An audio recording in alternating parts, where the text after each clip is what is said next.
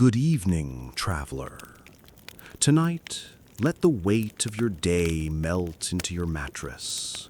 Let your limbs settle, your eyes soften, and your breath slow.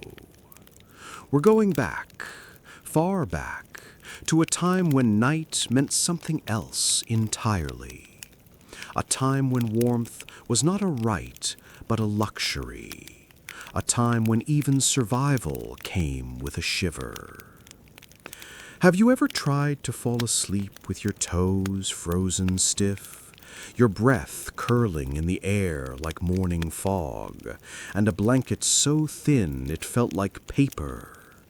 No heater to hum, no flannel sheets, just you, the darkness, and the cold. The kind of cold that doesn't care about your comfort. The kind of cold that seeps through wood, stone, and skin.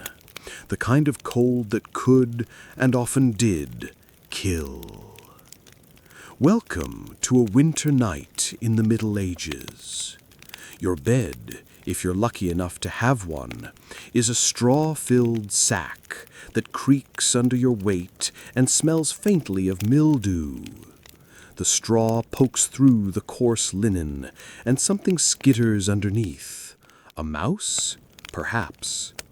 There is no mattress, of course, no springs, no padding, just the thin barrier between you and the freezing floorboards.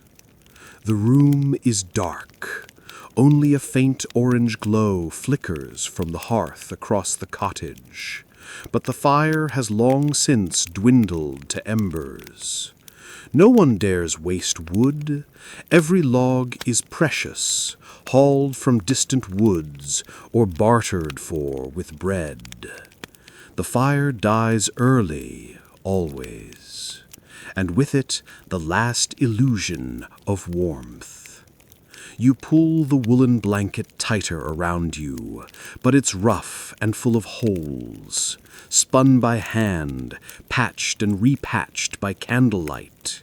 The lanolin-rich wool stinks slightly of the sheep it came from. It scratches your skin. It does not comfort. You hear the wind rattle through the shutters, thin wooden slats, no glass, and snowflakes drift in through cracks in the beams. The smell of damp earth rises from the floor. Your fingers are stiff, your nose burns from the cold, turning red, then numb. There is no silence in this night. Your stomach growls, empty. Your neighbor's cough hacks through the wall. And somewhere, in the rafters, a family of rats rustles in the hay. You are not alone, though, not in this misery. Your parents, siblings, even your cousins might be lying beside you, limbs tangled together under the same sad blanket. Warmth is a communal thing. Privacy? A myth. In the dark, your breath becomes visible, white and ghostly. You feel it condense on your upper lip. Your body is trying to rest, but your muscles are tense, your jaw clenched to stop your teeth from chattering. And as your mind drifts, half dreaming, half waking, you wonder, how did people survive this, night after night? How did they endure the ice beneath their skin, the hunger clawing at their insides, and the darkness that felt endless? Soon, we'll step deeper into that world where warmth was a privilege and winter a test of endurance. But for now, close your eyes, let the silence of that ancient night settle around you, and listen. You wake, or perhaps you never really slept. Your body aches from the cold, your joints stiff as iron hinges. The dawn light, such as it is, creeps in through the crooked shutter, pale and gray, like the belly of a storm cloud. Morning in the Middle Ages offers no promise of warmth. The walls around you are made of stone, heavy, uneven, unkind stone. Laid by hand, coated in lime mortar, they rise like a fortress around your sleeping form. But do they shield you from the elements? Not quite. They trap the cold, absorbing it like a sponge and exhaling it slowly back into your bones. There is no insulation, not even in the homes of the wealthy. No wool-stuffed panels, no thermal barriers, no double glazing. If you're a peasant, your house is little more than a glorified barn, timber-framed, maybe wattle and daub if fortune has smiled upon you, but more likely open to drafts, rodents, and rain. Even castles, those grand symbols of feudal power, are damp, dark, and freezing in winter. Imagine cold radiating from all sides, walls that sweat, ceilings that drip, floors that chill your feet through even the thickest of wooden clogs. Stone, they thought, was eternal, but they never called it comfortable. You shuffle toward the hearth, hoping for warmth, but it's just ashes now. You think about lighting another fire, but there's barely any fuel left. Wood is scarce. You'd have to fetch it yourself, probably in the snow, perhaps even steal it, at the risk of a whipping or worse. Trees belong to lords, and collecting fallen branches in the wrong forest could cost you dearly. You look up. The roof leaks, just a little. A drop lands on your forehead, startling in its iciness. The thatch above, once thick and golden, has thinned and darkened with age. Rats nest in it. Birds, too. In summer, the heat cooks the air beneath it. In winter, it offers no protection at all. And so, you wrap yourself again in your scratchy shawl, drag your feet across the packed earth floor, and try not to think about how much colder it will be tomorrow. You may have heard of people dying of cold in history books, but here, in this reality, freezing isn't dramatic. It's quiet. It's slow.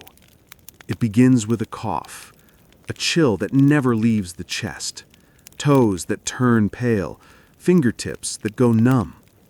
Frostbite was common, though they didn't have a word for it. They just called it winter. And it wasn't just the poor, either. Even monks in their stone monasteries, with cloisters echoing like tombs, suffered under the icy breath of January. Their cells were unheated, their feet bare during prayers. They wrote their manuscripts with frozen fingers, their ink thickening in the cold. Can you feel it now? The draft snaking along the floor? The wet chill in your collar? The way stone never warms, no matter how long you lean against it? Stone might protect you from wolves and bandits, but it has no pity for the living.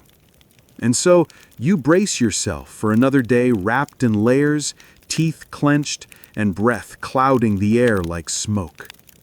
You are alive, yes, but are you warm? Not yet. It's easy to romanticize the past from beneath the plush duvet. You, perhaps now lying comfortably, encased in layers of softness, might imagine the Middle Ages with a faint touch of nostalgia, stone cottages, flickering hearths, and humble, simple lives. But nostalgia cannot warm frozen feet. Back then, your blanket, if you had one, was not soft. It was not colorful. It was not clean. It was survival, and it scratched. You stir beneath it, this square of ancient wool. It clings heavily to your shoulders, rough as bark, smelling faintly of sheep, smoke, and something vaguely sour. It's not just that it was never properly washed, it's that it never could be. Water, in the dead of winter, is a dangerous indulgence. Washing a blanket in ice-cold water, wringing it by hand and waiting days for it to dry in the damp air, would only guarantee one thing: a week of miserable sleep or none at all.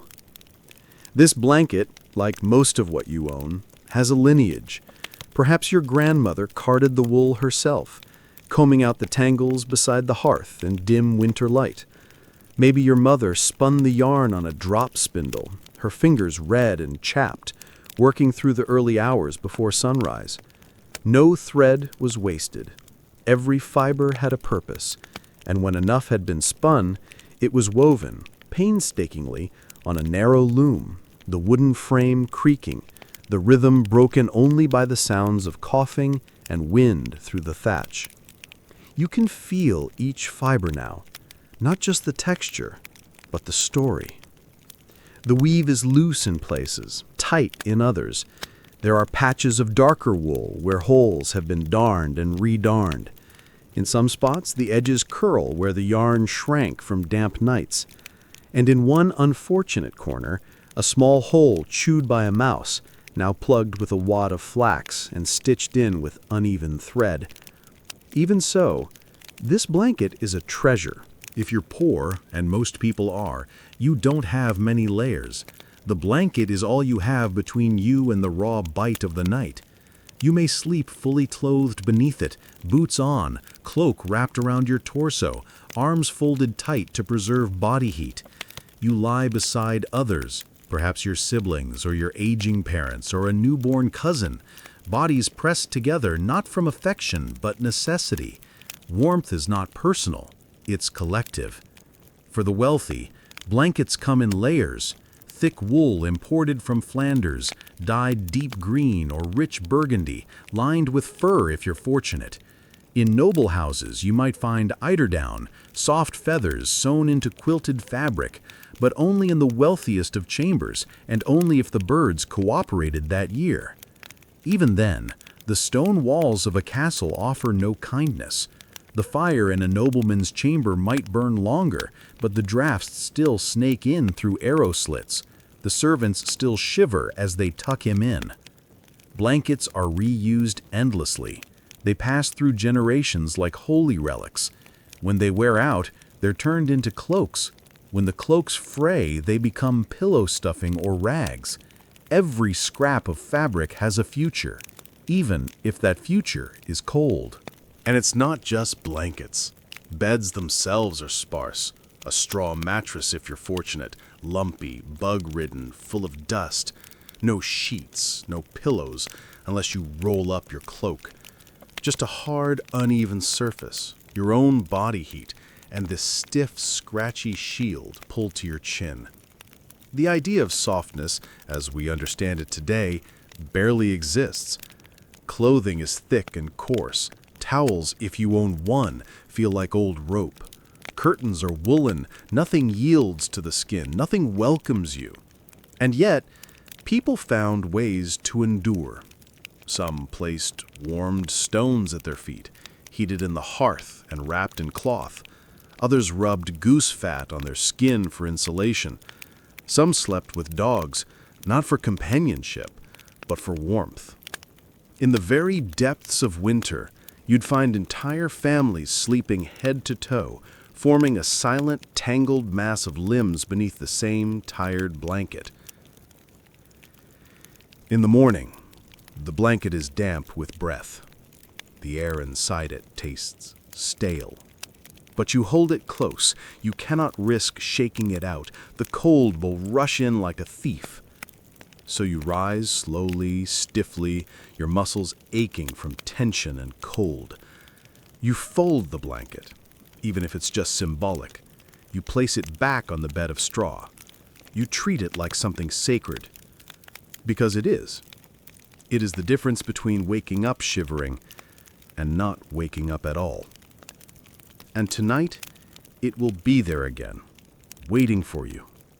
Not soft, not generous, but still there. You might imagine, as you lie beneath your scratchy blanket, that somewhere not too far away, someone is sleeping more comfortably. And you'd be right. The Middle Ages may have been cold for all, but they were colder for most. Because you are not a lord. Your walls are thin, your hearth meager, your meals sparse. But up on the hill, beyond the tangled trees and muddy lanes, a manor rises like a stone dream. There, behind thick walls and iron-banded doors, the lord sleeps beneath layers of fine wool, perhaps even fur. He has servants to tend the fire, to warm his bed with heated bricks, to keep his boots by the flames. he doesn't feel the cold quite like you do, not when there's meat on his table and wine in his cup. And yet, even his comfort has limits. You see, medieval lords may have been privileged, but they weren't immune to winter. Their castles, built for defense, not warmth, were frigid echo chambers of stone and shadow. The great halls, so impressive during feasts, were drafty and impossible to heat.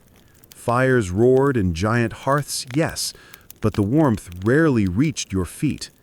Tapestries hung on walls, not just for decoration, but to trap a bit of heat. Even so, the air remained cold and still. The difference wasn't about temperature, it was about choice. The lord could choose to stoke another fire. He could afford blankets, wool, and servants. You could not. If you wanted warmth, you had to earn it by gathering wood in the snow, by patching your own clothing, by sleeping pressed against family like livestock in a pen. And the disparity showed in every detail. He drank warm ale, sometimes spiced. You drank water, when it wasn't frozen, or thin broth made from roots and bones. He ate roasted venison, rich with fat. You gnawed on crusts. Calories mattered. Fat meant warmth. Hunger meant shivering. His clothes were layered and lined. Heavy cloaks, fur-trimmed hoods, embroidered surcoats. Yours? A wool tunic, maybe two, pulled tight with a rope. Bare legs if your hose had holes. Shoes that leaked. Fingers raw. He had a privy, perhaps even indoors. You had the cold night air and a corner behind the barn. And yet, somehow, that barn, full of steaming animals, sweet with hay and manure, might have been the warmest place you knew.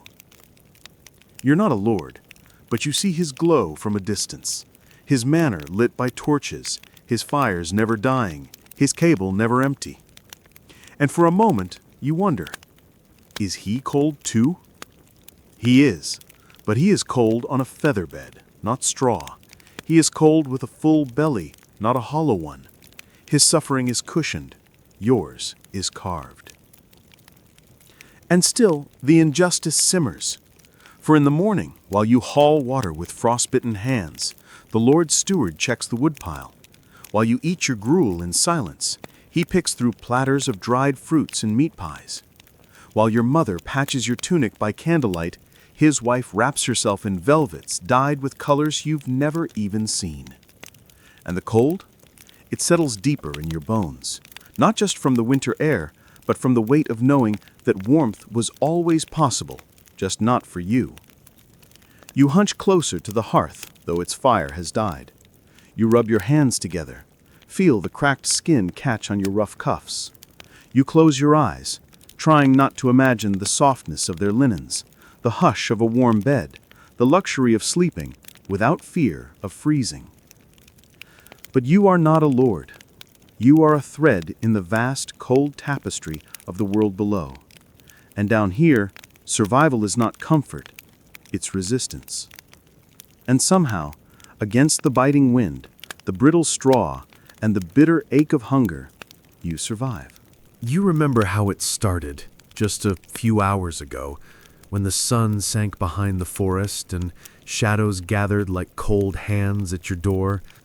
You sat by the hearth then, staring into the flickering orange dance of flame.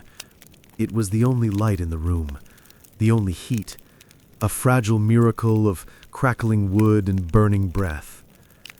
But it never lasts. The fire always dies. Not for lack of want, but for lack of wood. Fuel is precious. Every branch you burn is one you might not replace.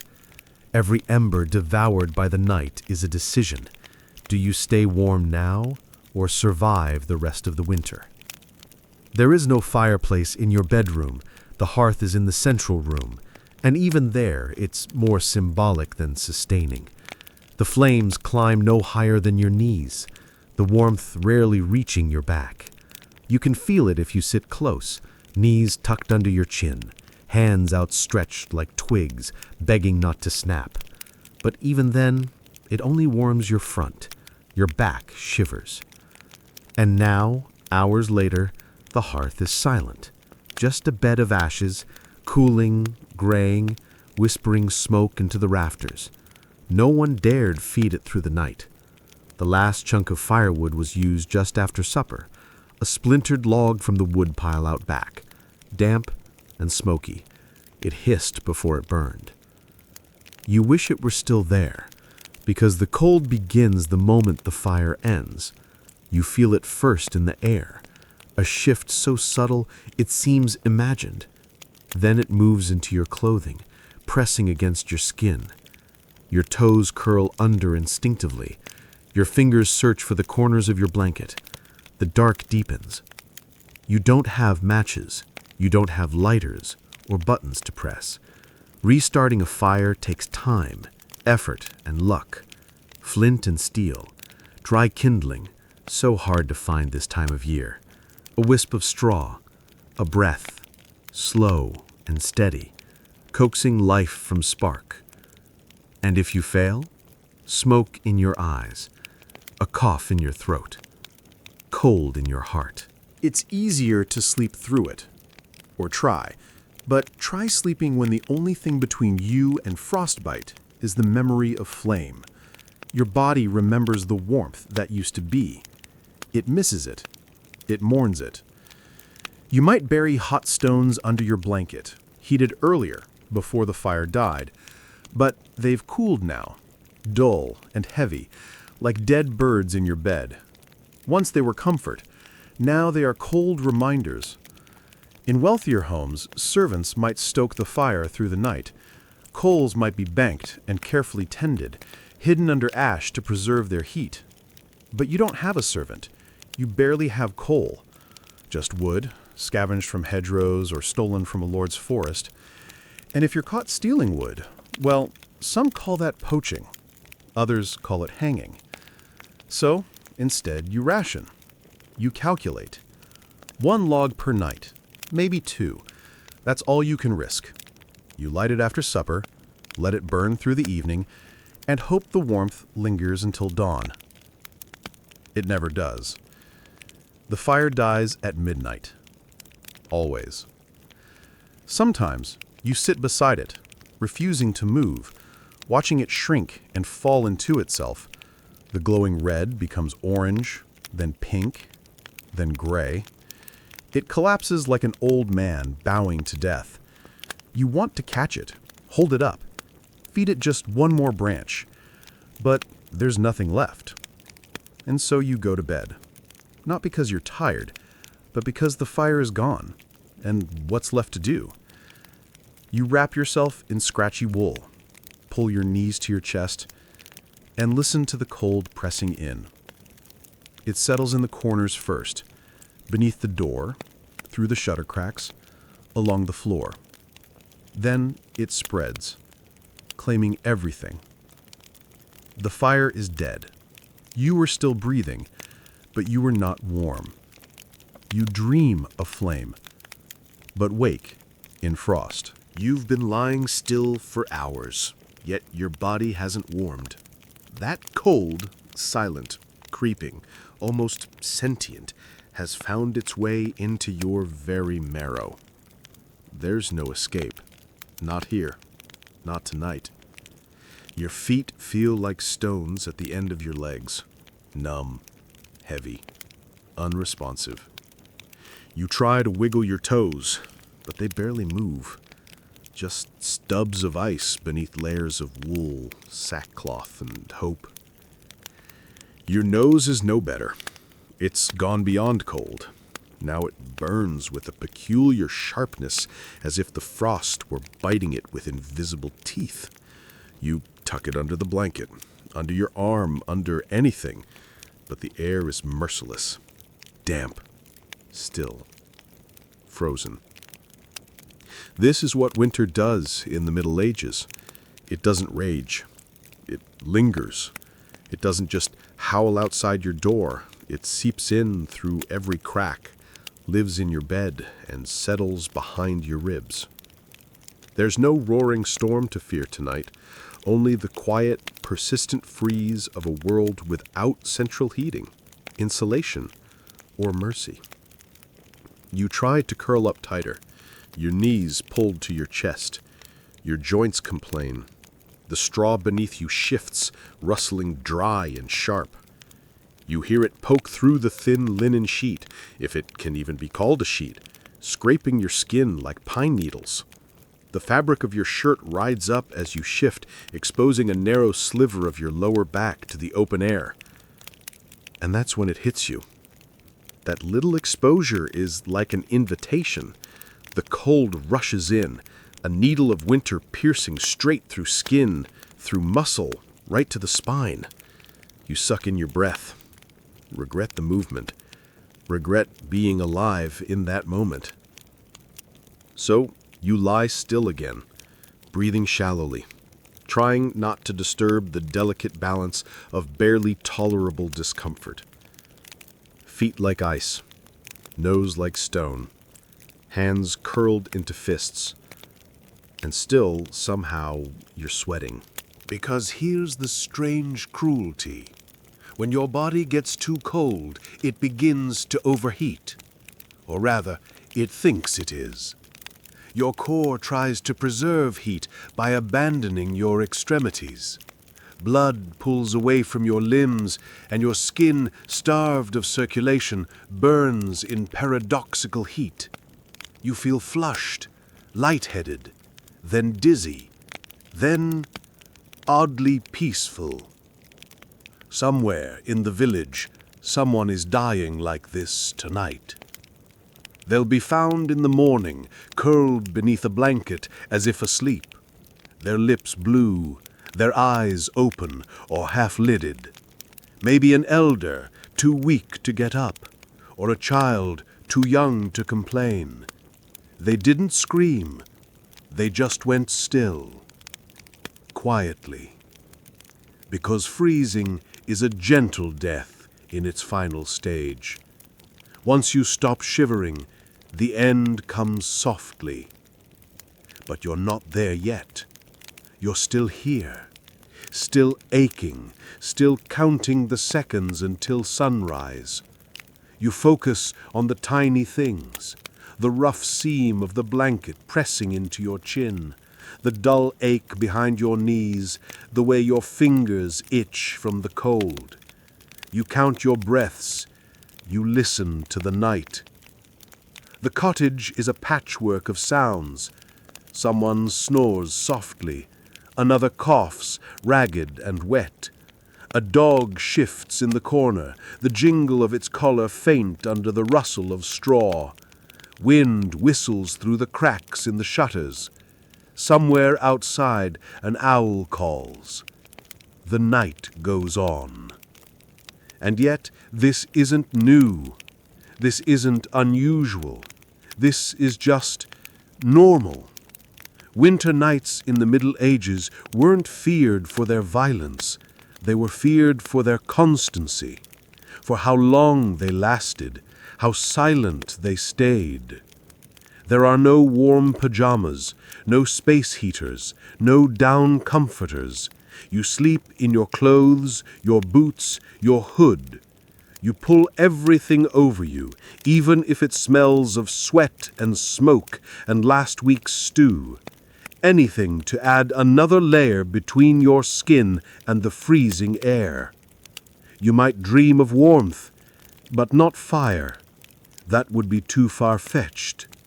Instead, you dream of animal closeness, of being pressed against others, breathing shared breath, of your body not being alone in the cold. Your nose is still frozen.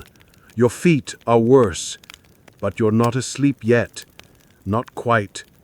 You hover in that strange twilight state, half in your body, half in your dreams. And still, the night goes on. The hour grows late.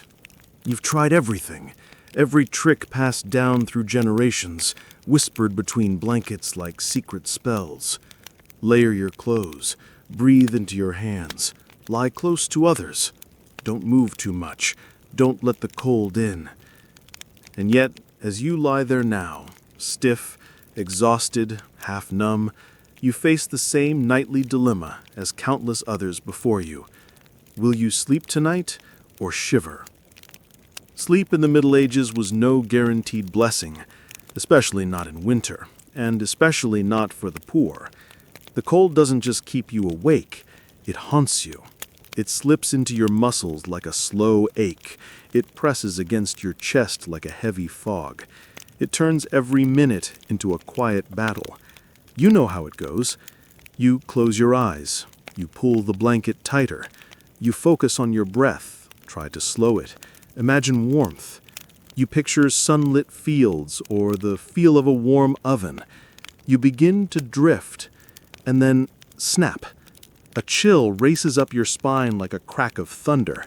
Your leg twitches. Your shoulder cramps. You gasp. Your whole body seizes for a moment. And just like that, the sleep is gone. Back to square one. Back to stillness. Back to that choice. Surrender to the cold or resist it until morning. Some nights the shivering doesn't stop. It becomes rhythmic, a silent music of teeth clicking, limbs twitching, blankets rustling. It keeps you company, in a way, a bitter lullaby. But it steals your rest. And in the days that follow, you walk the world in a daze, eyes sunken, movements slow, thoughts cloudy, because the body cannot heal without sleep, and in winter, healing is a rare gift. Some tried to cheat the cold with ingenuity. A clay pot filled with hot coals, known as a brasero or bed warmer, might be placed under the blanket for a brief moment, just long enough to heat the space without burning the skin. But accidents happened. Fires started. Blankets caught. And the line between comfort and catastrophe was thin. Others slept above animals, not metaphorically, literally. In some homes, especially among the poorest, the animals shared the same shelter. Pigs, goats, and chickens huddled on one side of the room, humans on the other. Their shared body heat made the air a few degrees warmer. The scent, however, was another matter entirely. You try not to think of smells tonight. The pungent mix of sweat, smoke, wool, and dung is everywhere, embedded in your blanket, your clothes, your very skin. It's the scent of survival. It doesn't comfort you, but it reminds you you're alive. And that's something.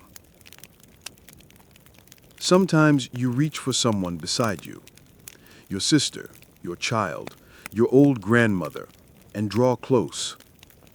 Not to speak, not to comfort, just to share heat. Your breaths mingle, your limbs tangle. You become one small island of warmth in a sea of freezing air. But even together, the cold is there. It creeps into the spaces between your fingers. It clings to the corners of the blanket. It never leaves. And so, you try again. You shift slightly, you adjust the blanket, you find a position that doesn't hurt, doesn't cramp. You slow your breath, let your thoughts drift. Maybe, if you're lucky, sleep will come like a thief, quiet and sudden. And if not, you will lie awake, eyes closed, muscles tight, listening to the night, waiting, shivering. You may not sleep, but you will endure, as they did, night after night, year after year. Sleep is not a right. In winter, it is a victory. You breathe out slowly, a soft, instinctive exhale. And there it is, floating above you in the darkness like a ghost, a pale puff of breath, white and fleeting, swirling upward toward the thatch above. It dances for a moment, then fades. You breathe again, another cloud, and another. A quiet rhythm in the still air. You can see your breath, indoors, in bed, in your home. In the modern world, This would be a warning. Something's wrong with the heating, you'd say. But here, it's just normal.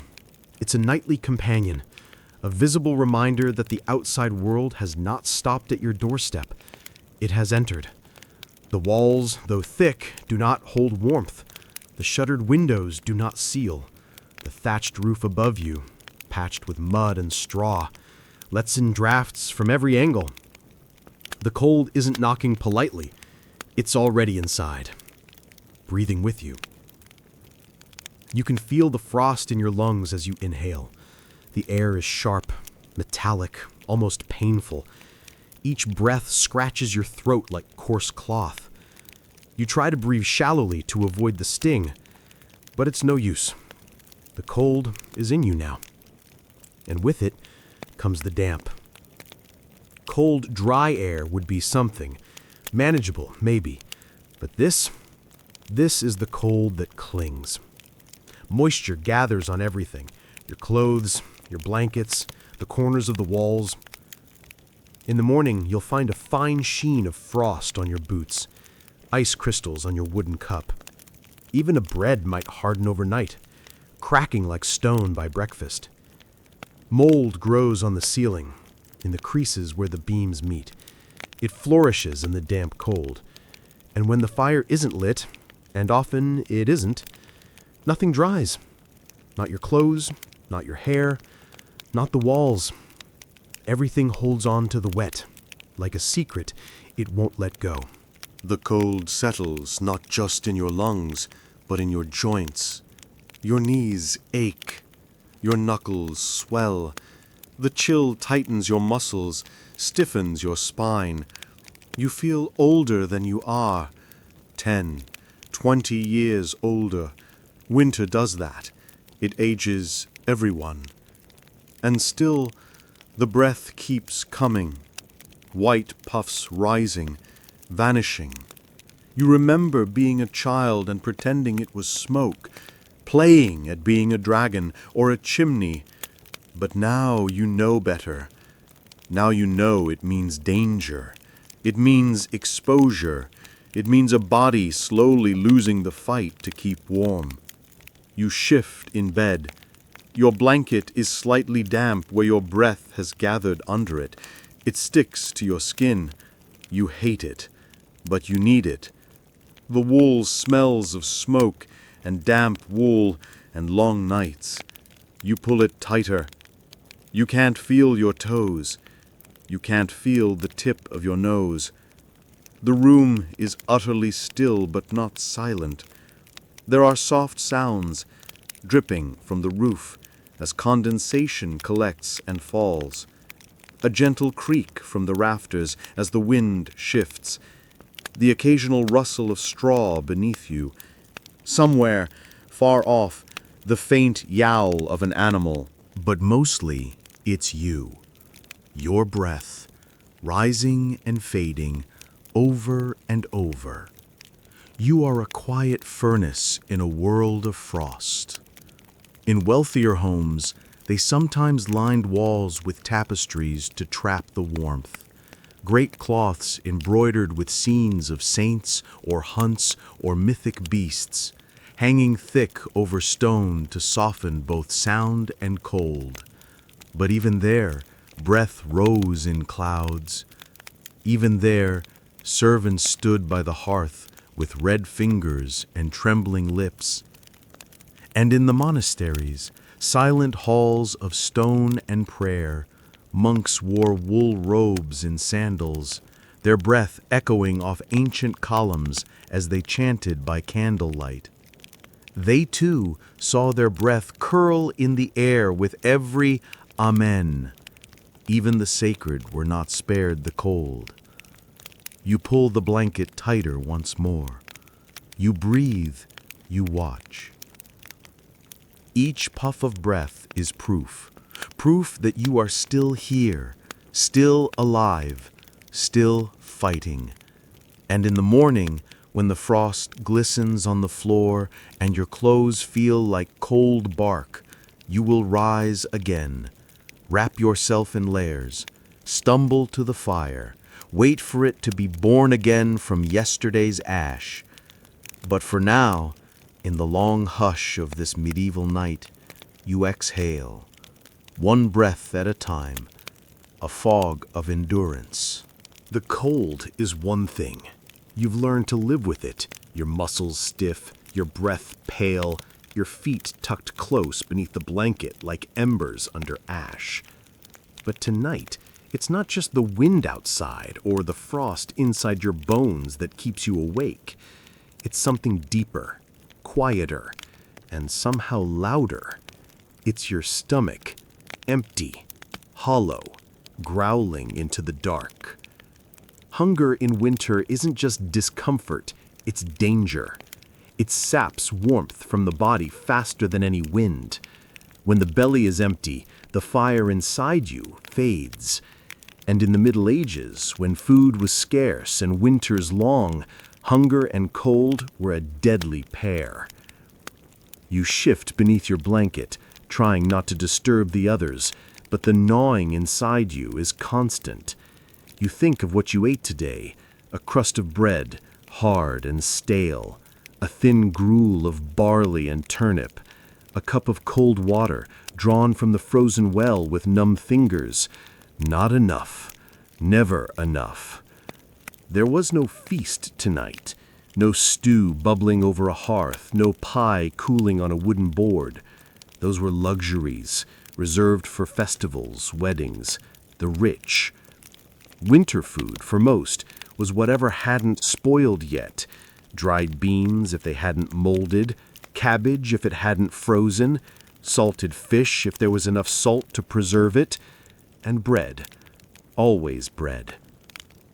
But not the soft golden loaves of modern ovens. No, this bread was dark and dense, made from rye or barley, sometimes mixed with ground acorns or peas to stretch the flour. Bread that turned hard within a day and stayed that way. You ate it with effort, not enjoyment. Your belly groans again. And with it comes the chill, because hunger makes the cold colder. Without food, your body struggles to stay warm. It slows, it shivers, it conserves.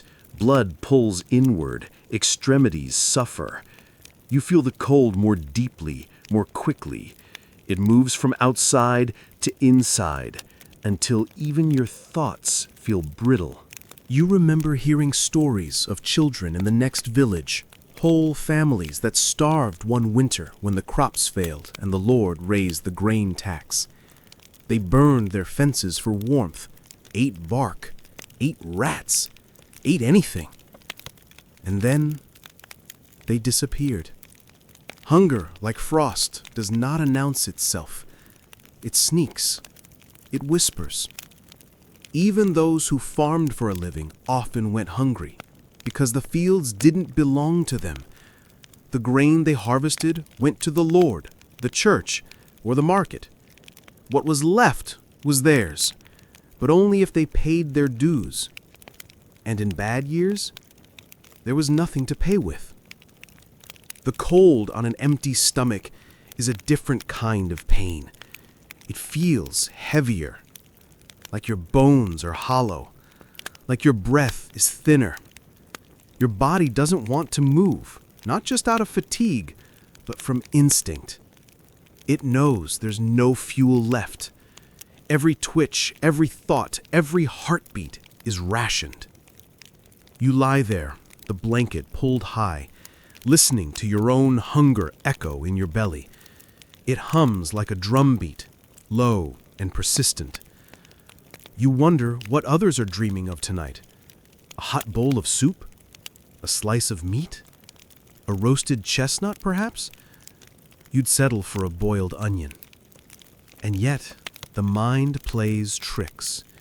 In the deepest moments of hunger, strange calm sometimes settles in. A dizzy lightness, a dreamlike state. The cold becomes background noise. The ache fades. You feel nothing. Not warmth, but not pain either. Just emptiness. You blink into the dark. Your breath rises in clouds. Your belly growls. Still, the night goes on. Tomorrow you will rise, stomach still aching. You will break a piece of frozen bread and chew it slowly. You will drink cold water and pretend it helps. You will work, if there's work to do, or beg, or barter, or go without. Because winter in the Middle Ages wasn't just about cold. It was about hunger, and how the two could hollow a person from the inside out. You close your eyes, not from comfort, from fatigue. Sleep may not come quickly, but eventually it comes.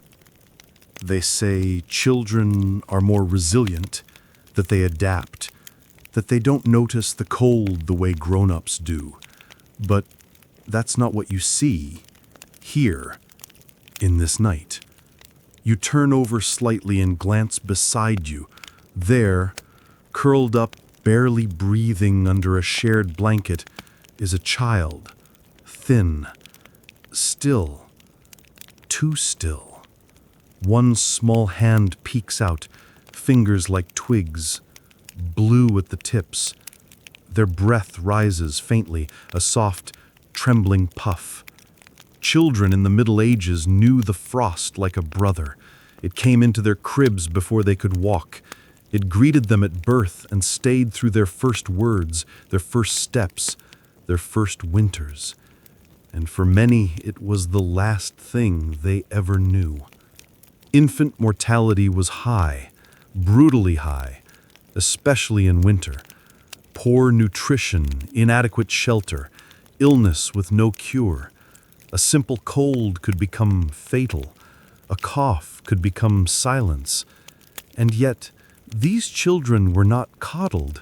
They were expected to endure, to survive like their parents before them.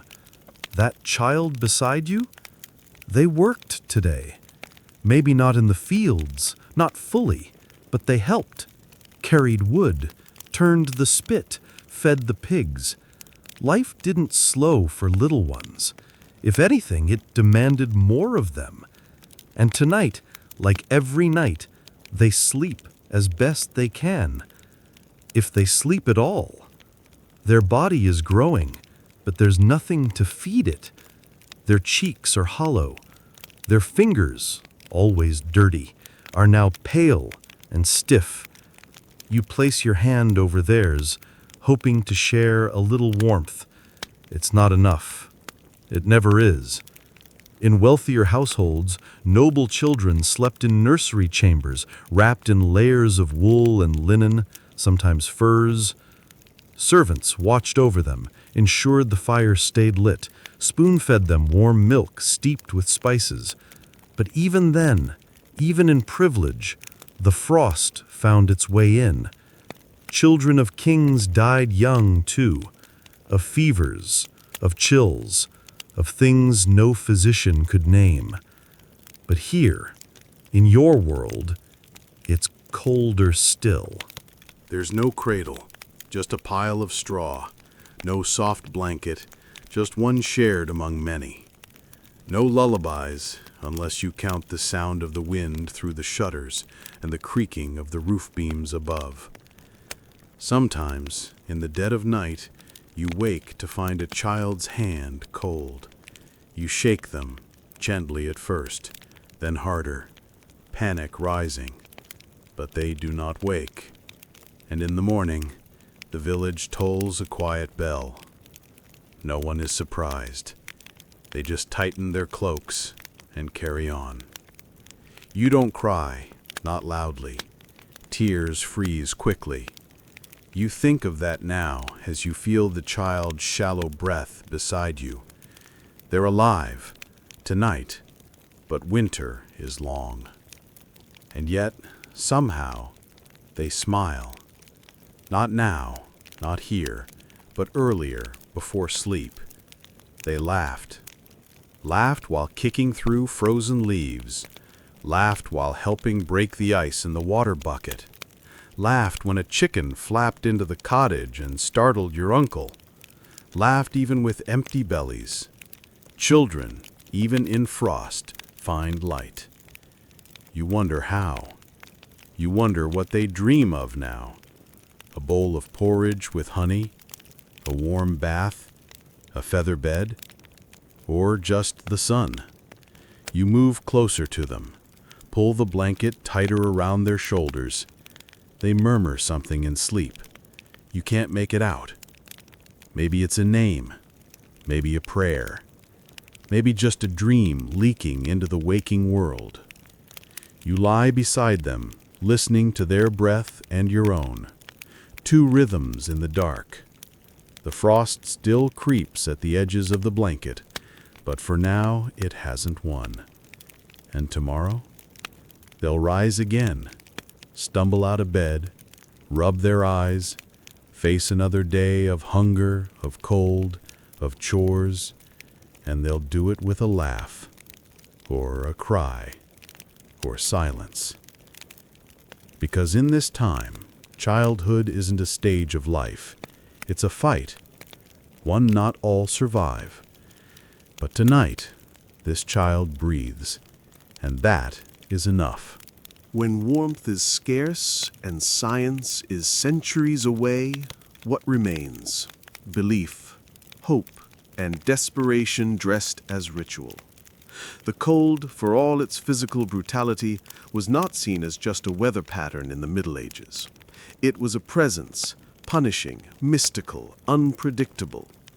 People didn't just suffer through the winter, they tried to outwit it, with bundles of herbs, whispered prayers, and charms stitched into their clothing. Tonight, as you lie beneath your scratchy blanket, your stomach hollow and your breath visible, you feel for the tiny pouch tied to your belt. A sprig of rosemary, a pinch of dried sage, maybe some rue or lavender if someone in the village had it to spare. It's not for eating, it's for protection. Your grandmother told you the rosemary keeps fevers away, that lavender calms the spirit and warms the blood, that sage can keep death itself from your door. You're not sure if you believe her, but in a world where nothing seems to help, you do it anyway. Above your bed hangs a crudely woven charm, twigs bent into a star bound with red thread. A local wise woman made it last year. She spat into the knots for good measure, told you it would keep the ice spirits from crawling under your skin. You paid her with a loaf of bread and a promise. And in the next house over, a mother rocks a sick child beside the hearth, muttering fragments of Latin she heard once in church, mixed with the names of saints and half-remembered rhymes. She burns a bit of yarrow on a hot stone, hoping the scent alone might clear the child's lungs. There's no medicine here, no doctors, no thermometers, no hot tea with lemon. Just folk knowledge and fading traditions, passed down not because they worked, but because they were all anyone had. The church had its own prescriptions, of course. Holy water, saintly relics, prayers to Saint Sebastian for plague, Saint Apollonia for toothaches, Saint Blaise for throat infections. And for cold, Saint Brigid, perhaps, protector of hearth and home. Her crosses still hang above doorways, even in the poorest huts. But faith does not stop frost. It only gives you something to hold while it creeps in. You think of the things people tried in their effort to banish the cold from their lives. Some swore by sleeping with onions under the bed. Others placed iron nails in a circle around the fireplace to keep evil spirits from stealing heat. Children were rubbed with goose fats and wrapped in cloth, turning them into little grease bundles in hopes of insulation. In one corner of the village, an old man lives alone. He hasn't left his hut in weeks. They say he keeps warm with a bottle of something dark and pungent, fermented grain maybe, or something stronger. He drinks, sleeps, and mumbles to the fire, if he has one. No one's sure. And then there are those who simply speak to the cold, beg it to pass. Curses whispered into the night, pleas muttered through chattering teeth. Because the cold is not just weather, it's a trial. And every trial demands a ritual. You remember once, when the frost was especially cruel, your neighbor buried a chicken's foot at the threshold and sprinkled salt around it. She swore it worked. The next night, her cottage was warmer. Maybe it was the chicken. Maybe it was coincidence. Maybe it was a story to survive by. And isn't that what all of this is? Stories, beliefs, makeshift medicine for a world that doesn't care if you freeze. The pouch at your side smells faintly of rosemary and thyme. It comforts you, not because it cures anything, but because someone who loved you told you it would. That memory, more than the herbs, holds the warmth. Outside, the wind howls. Inside, the charms hang, the prayers echo, and hope lingers in the corners like smoke. You don't know if these things work, but you do them anyway. Because sometimes, in the deepest cold, belief is the last fire left. The village always listened to the river. It gurgled in spring, whispered in summer, sulked in autumn. But in winter, it vanished. One day you woke and the sound was gone. No trickle, no flow, just silence and the weight of ice stretching from bank to bank like a frozen road to nowhere. The river had frozen. And when the river freezes, everything changes. You sit in bed, wrapped in your itchy blanket, and remember, it wasn't just a sign of cold. It was a message, a declaration. Winter has arrived in full. The world has stopped moving. The lifeline is closed. Rivers in the Middle Ages were more than just scenery. They were water sources, trade routes, fishing grounds, places to bathe, however briefly and rarely. The river was part of the body of the village, always flowing, always alive. And now, it's still. At first, children ran across it, laughing, testing their weight with each step, sliding on their leather shoes and pretending to fly. But within days, that novelty turned to need. People walked across the river not for fun, but to survive. No bridge needed, just ice and hope. The fishing nets were useless, boats frozen in place. The water that once offered trout and perch now held only silence and frost. No one spoke of fishing anymore, only of how to melt the snow enough to drink. You remember the day you stood on its banks. The ice was so thick, even the cows crossed it, pulled by farmers with ropes and prayers. The sound of hooves on ice echoed like thunder in your ears. But the air was so quiet otherwise, muffled, as though the world had been padded with frost. There were stories, of course, tales of people falling through, of horses plunging into the icy black, of children lost beneath the surface, their breath trapped in bubbles under glass. And so the brave or the foolish were warned. Walk, but lightly. Trust the river as long as it lets you. You pull your blanket tighter now, the memory sharp.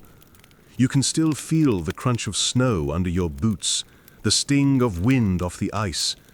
You remember how the cold bit hardest near the river, how your hands cracked and your lips bled after a trip to fetch water. Frozen fingers and swollen joints. But there was no choice. Water had to come from somewhere. Some melted snow in pots over dying fires. Others broke through the ice with axes, lowering buckets on roofs. The water that came up was brown, silty, and freezing. But it was life. Cold, sharp life. You boiled it if you had fuel, drank it raw if you didn't. But worse than thirst was what happened when the river froze too early, before the grain was sold, before supplies were restocked, before the barges made it downstream. The village became an island. Roads became impossible. Trade stopped. Prices soared. And if the harvest had been poor, then came famine. You remember one winter when a merchant's cart broke through the ice, goods and all. Flour, salted meat, cloth, gone in a moment.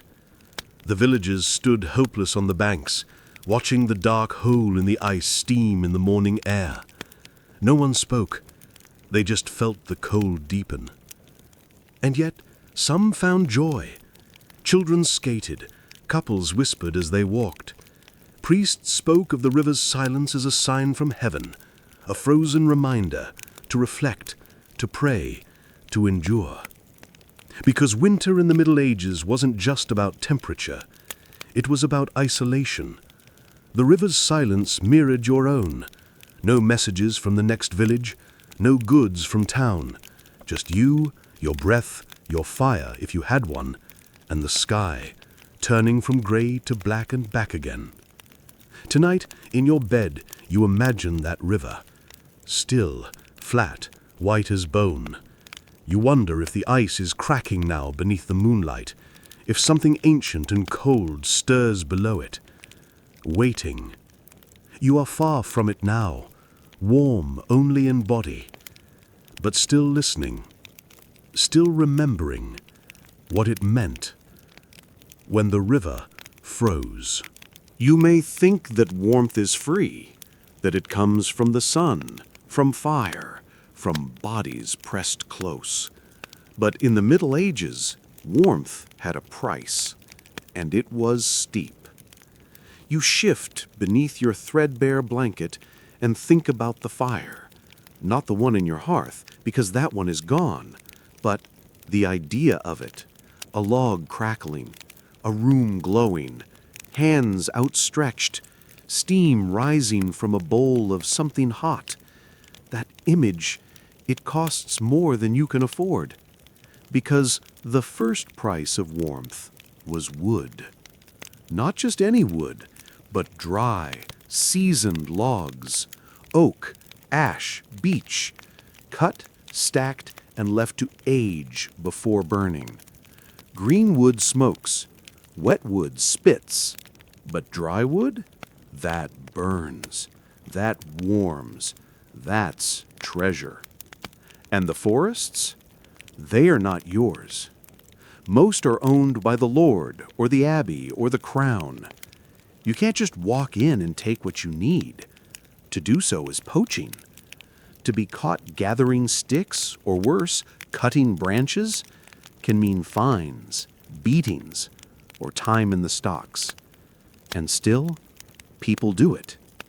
Every night, under the cover of snow, they sneak out with bundles hidden under their cloaks. Children, too, small enough to slip through hedges, because the alternative is freezing. Some try peat, others dried cow dung called chips. It burns slow, but not hot. Still, it's something, anything. Wealthier households use charcoal, black, dense, powerful, but dangerous. It can choke a room if left unventilated. And in a small cottage like yours, that danger lingers in every shadow. And so the fire burns short each day, just long enough to cook a pot of thin gruel, to take the edge off the air, to soften your clothes so they don't crack when you put them on. Then it's out. Wood saved. Breath held. You remember when the price of firewood doubled last year? After the storm, when so many trees fell that the lords claimed them all. Said they'd be used for ships, for bridges, for taxes, none for the village. That winter was cruel. You know at least 2 who didn't make it past February. One was old Marta. She tried to heat her hut with twigs and straw, slept wrapped in every piece of clothing she owned. One night, the wind blew her door open. In the morning, She was stiff as bark. Her cat was still curled beside her, alive. The second price of warmth is labor. Even if you had access to fuel, you'd have to gather it, chop it, stack it, guard it. You work all day in the fields, in the cold. Your hands are raw, your back aching. And now, before dark, you must haul wood. It's never ending. And if your body fails, if you fall ill or grow weak, no warmth, no mercy. And yet the third price of warmth is more subtle. It's division. Because warmth is not evenly shared. You see it in the manor house, where the lord dines beside a roaring fire that burns all night. He does not ration. He does not beg. His fire is fed by others, by servants, by taxes, by trees taken from the land. He wraps himself in furs, drinks hot wine, and speaks of winter as though it were something poetic. You think of his fire often. You wonder what it sounds like, how it smells. You imagine his children playing beside it, their cheeks flushed from too much heat rather than too little. The price of his warmth is your cold. And so you survive, not with fire, but with strategy. You wear layers, you share beds, you stuff straw into your sleeves, into your shoes. You move during the day. At night, you lie still. And sometimes when you dream of fire. But not for cooking, not for light, just to feel your fingers again. In the bitterest moments of the Middle Ages, when warmth seemed a forgotten luxury, and the cold crept into your very bones, many turned not inward, but upward. Because when firewood fails and blankets thin, faith becomes the last refuge. You lie still now, barely more than breath and memory beneath your scratchy blanket. Your toes no longer ache. They've gone numb. Your thoughts are slow, drifting like smoke. And in this half-sleep, half-shiver, you hear it. A prayer. Faint from the next room, maybe even from outside. Someone's voice, low and rhythmic, Latin, perhaps, or something older, something from before. You don't need to understand the words. You know what they mean. They're saying, please, let us live through the night. Church bells in winter ring slower, softer. Frost collects on the stones. Ice clings to the iron clappers. But people still come, wrapped in every rag they own, trudging through snow, faces chapped and solemn. Because they believe, perhaps because they must, that there is something warmer than fire, something eternal, something merciful. In the coldest nights they whisper to saints like neighbors. Saint Bridget, keep the hearth from dying. Saint Sebastian, keep the fever away. Holy Mary, wrap us in your cloak. The church itself is cold. Massive stone walls, high ceilings, no insulation. You remember kneeling there, knees pressed to icy flagstones, lips trembling not just from devotion, but from sheer physical chill. And yet, they knelt, they sang, even if their voices cracked in the cold air. Because faith could do what fires could not, make sense of the suffering. If your child died in the night, it was God's will. If your neighbor froze in his hut, he was called home. If you lost a finger to frostbite, a small price for your soul's purification. Even the most brutal cold found meaning in Scripture. Blessed are the poor in spirit, the priest would say, his breath visible with every beatitude. Blessed are those who suffer now, for they shall be warmed in the kingdom of heaven. Some believed the cold was penance, that winter itself was a season of holy reflection. Stripped of ease, you were meant to turn inward, pray harder, give more. And so you did. You offered a loaf of your last bread. You lit a candle with your only coin. You carved a small cross into your door to keep the frost demons out. Because who knew what lingered in the night? Spirits? Witches? The wrath of saints. You remember how the village once held a procession during the harshest frost. Torches lit, people barefoot in the snow, dragging wooden effigies of their sins through the streets, singing hymns. They circled the church 3 times, then burned their straw sins in a frozen field, hoping the smoke would rise all the way to heaven. Desperation, yes, but also community. You were never alone in your cold. The entire village felt it, suffered through it, prayed through it, shared what little they had: a heel of bread, a spoonful of broth, a second of firelight. And now, as you lie here, lips silently forming old words your grandmother once taught you, you realize this is your prayer. Each breath a petition, each heartbeat a rosary bead. You do not expect the cold to end, but you hope, you trust that something beyond it waits.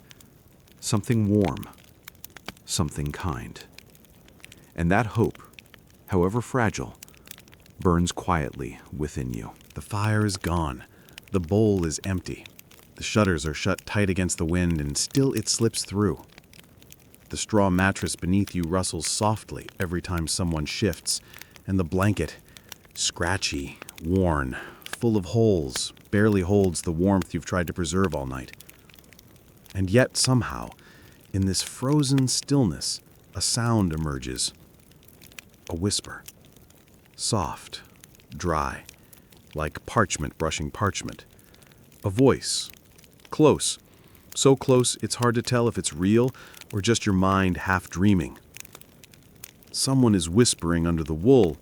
It might be your mother, her breath warm against your back, or your sister, barely audible as she murmurs about bread or a rooster or someone she misses.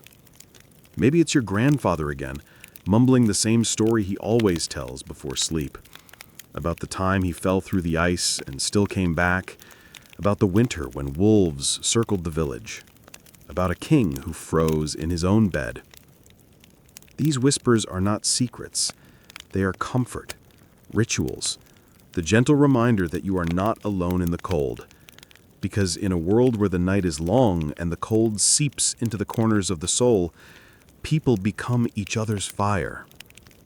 Body heat is shared, yes, but so are words.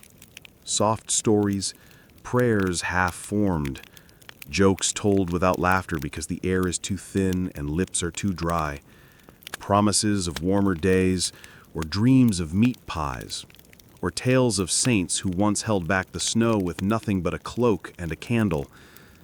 These stories do not warm your toes. They do not chase away frostbite, but they wrap around you, just like the wool. They soften the night. You lie there now, listening. Breaths, steady and shallow, the creak of the roof, a shift in the straw, and then, again, that whisper. It says something small, something ordinary. Remember the apples? You do. Not many, just a few, last autumn, red and sweet and gone in days. But the memory of their taste fills the moment like fire fills a room. For a second, you forget how cold your knees are. You almost smile. Whispers like that keep the frost at bay. Not outside the walls, not even under the blanket, but inside your heart. Children press close, giggling quietly beneath the layers. Elders hum half-songs or recite the psalms they never fully memorized. And in the dark, no one moves too much, because to move is to lose the little heat that remains. But to speak softly, that's allowed, that's necessary. There's something sacred about this kind of sharing. No ink, no parchment, no books to hold the words, just voice, breath, and memory It passes from person to person like fire from torch to torch. A lullaby, a warning, a wish. You remember how, last winter, the old woman across the way taught you a new verse, just a line. She whispered it to you through the crack in the wall. And tonight, you whisper it again, just to feel the warmth in your own throat. That's how it goes here, in this time, in this cold. We survive in whispers.